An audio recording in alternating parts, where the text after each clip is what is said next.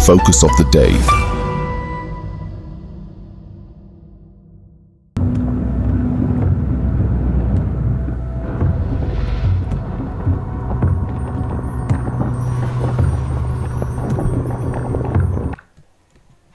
Hello sprints, आप सभी का स्वागत है एनालिस्ट आईएएस के यूट्यूब चैनल पे। रिसेंटली बेसिकली पिछले कुछ 24 घंटों से लगभग 1400 या 1400 ऐसे वॉल्केनिक इरप्शंस आइसलैंड में हो चुके हैं। ये बेसिकली मिड ओशियानिक रिज पर फॉर्म होता है, तो यहाँ होना ये बहुत कॉमन सी बात है। एंड अगर देखा जाए तो अक्टूबर में यहाँ का एक रेक स्नेक्स पेनिनसुला है, which is the Reykjanes, this is it, will talk about that. And यहां पे लगभग 24,000 अब तक रिकॉर्ड हो चुके हैं अक्टूबर के बाद से। क्यों हो रहा है, कैसी वोल्केनिक एक्टिविटीज होती हैं, देन अर्थक्वेक कैसे वोल्केनिक एक्टिविटी का साइन है, देन थोड़ा ज्योग्राफिकल चीजों के बारे में देखेंगे। ये जो पेनिनसुला है ये कहां पे लाई करता है, बिकॉज ये प्लेसेस इन न्यूज में this can be asked. After that Mid Atlantic Ridge के बारे में हम थोड़ी बहुत चीजें देखेंगे, then will be starting. So the thing is, why in news? So we have already talked about it that last 24 hours में लगभग 1400 earthquake यहाँ पे हो चुके हैं एंड अक्टूबर के बाद से 24,006 में एक्टिविटीज यहाँ देखी जा चुकी हैं।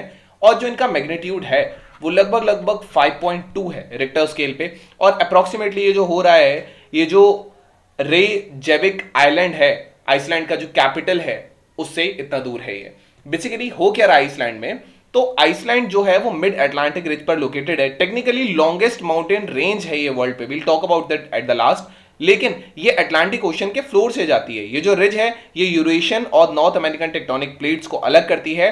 तो ये एक हॉटबेड है सेस्मिक एक्टिविटी का, जहां पे ओशन फ्लोर हमेशा बनता रहता है।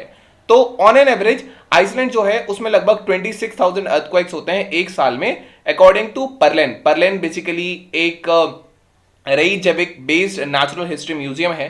मोस्ट जो होते हैं वो थोड़े अनकंसर्निंग होते हैं, लेकिन कभी कभी जब अर्थक्वेक के स्वॉर्म्स आते हैं या फिर वो तुरंत अर्थक्वेक्स आते रहते हैं एक साथ बहुत सारे, अभी जो सीक्वेंस होता है मोस्टली ये बहुत स्मॉल अर्थक्वेक्स होते हैं, कोई आइडेंटिफिकेबल इसका मेन शॉक नहीं दिखता है। ये बहुत ट्रबलिंग प्रिकर्सर है वोल्केनिक एक्टिविटी के लिए, वोल्केनिक इरप्शन के लिए।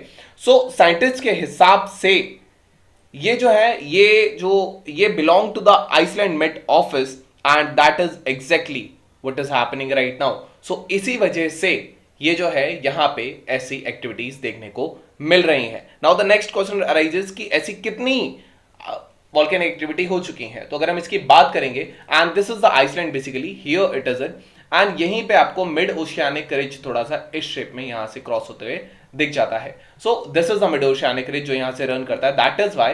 एंड यहीं से जो ये बाउंड्रीज हैं, these are the divergent boundaries basically, and ये दोनों इस दूसरी तरफ जाती रहती हैं। So here is the Iceland and ये बेसिकली एक्टिव वोल्केनो है या इरप्टिव वोल्केनो है। So these are the things which are here. The next thing is कि अब तक कितनी ऐसी एक्टिव वोल्केनोज जो हैं वो यहाँ पर हैं। तो देखिए, अगर हम बात करेंगे तो आइसलैंड में 33 एक्टिव वोल्केनोज हैं। 180 इरप्शंस लगभग लास्ट 1000 सालों में हो चुके हैं।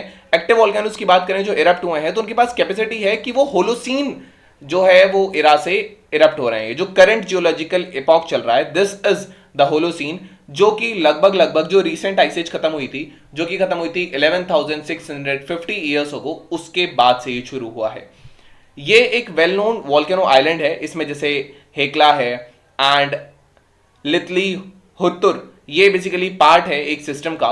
सो these are basically well known volcanoes of this area. Now the thing is, कैसे जो अर्थक्वेक्स होते हैं ये वोल्केनिक एक्टिविटी का साइन है। तो सबसे पहला जो मैग्मा फॉर्मेशन होता है, मूवमेंट होता है, जो इंटेंस हीट होती है अर्थ सरफेस के नीचे, ये रॉक्स को बेसिकली मेल्ट करती है। क्या होता है, ये जो ओशियानिक क्रस्ट है ये नीचे जाएगा और यहाँ सबडक्ट होगा। This is subduction. Subduction continental plate जब होती है तब वहां सबडक्शन नहीं होता। जैसे इंडिया और यूरेशियन प्लेट जो मीट कर रही है, यहाँ सबडक्शन नहीं है, इसीलिए हिमालयाज में वोल्केनोज नहीं दिखाई देते हैं। जनरली ये तब होता है जब ओशियानिक क्रस्ट जो है वो कॉन्टिनेंटल क्रस्ट के नीचे जाता है। सो ये जो है, और इस बुयांसी से जो मैग्मा है ये बाहर प्रोपेल होने लगता है, यही डिसॉल्व होकर यहां से प्रोपेल होने लगता है। विद मोस्ट जो है वो कन्फाइंड मैग्मा जो है वो डीप चैम्बर्स में भी कई बार रह जाता है, जो लेटर ऑन एक्सपोज होता है, जिसको हम डाई कैनॉल कहा जाता है। अब अगर हम और भी इसके बारे में रिलेटेड बात करेंगे तो वोल्केनिक इरप्शंस, मेजॉरिटी जो मैग्मा होता है ये सॉलिडिफाई हो जाता है ओवर टाइम पे, और जो फ्रैक्शन होता है ये वेंट्स के थ्रू या फिशर्स के थ्रू बाहर आ जाता है। ये जो इरप्शन होता है ये विजिबल होता है और ये जियोलॉजिकल प्रोसेस का आउटकम है जो सरफेस के नीचे हमेशा चलता रहता है। अर्थक्वेक के जो सॉर्म्स होते हैं, बेसिकली जो मूवमेंट है मैग्मा की, जो अर्थ सरफेस के नीचे चलता है, ये फोर्स देता है सराउंडिंग रॉक्स पर, और ये जो फोर्स है ये ऑफन अर्थक्वेक को लीड करती है, क्लस्टर्स होते हैं और सिस्मिक एक्टिविटी देखी जाती है एक पर्टिकुलर रीजन में।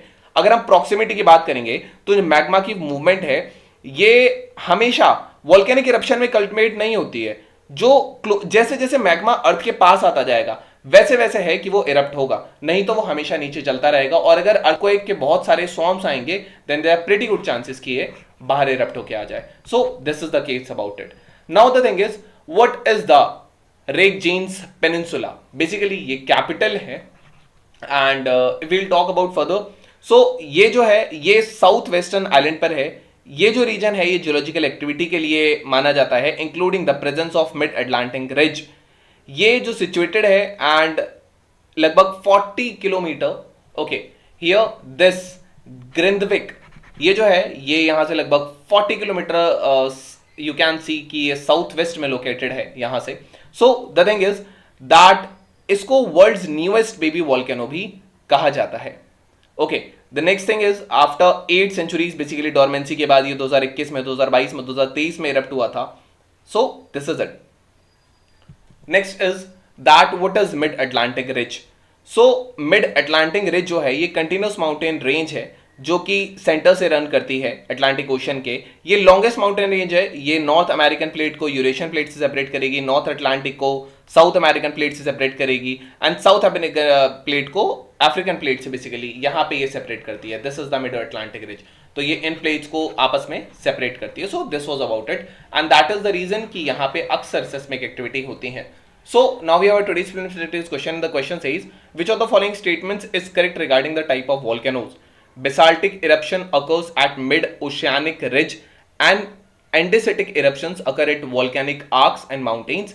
Andesitic eruption is more fluid and mobile than basaltic eruptions. Choose the correct option. So you can type down to the comment section the Latin for correct or not. So now we have today's main practice question. The question says, Iceland experiences frequent seismic activities marked by numerous earthquakes. What are the geological factors contributing to the high frequency volcanoes in the island? So basically हमने यहाँ पे थोड़ी देर पहले बस एक last चीज है जो हमें यहाँ नोट करनी थी। अभी हमने basically world newest baby volcano की इससे पहले बात की थी। ये जो वॉल्केनो है इसको बोला जाता है Fagradalsfjall. So this is the spelling of it. So this is it.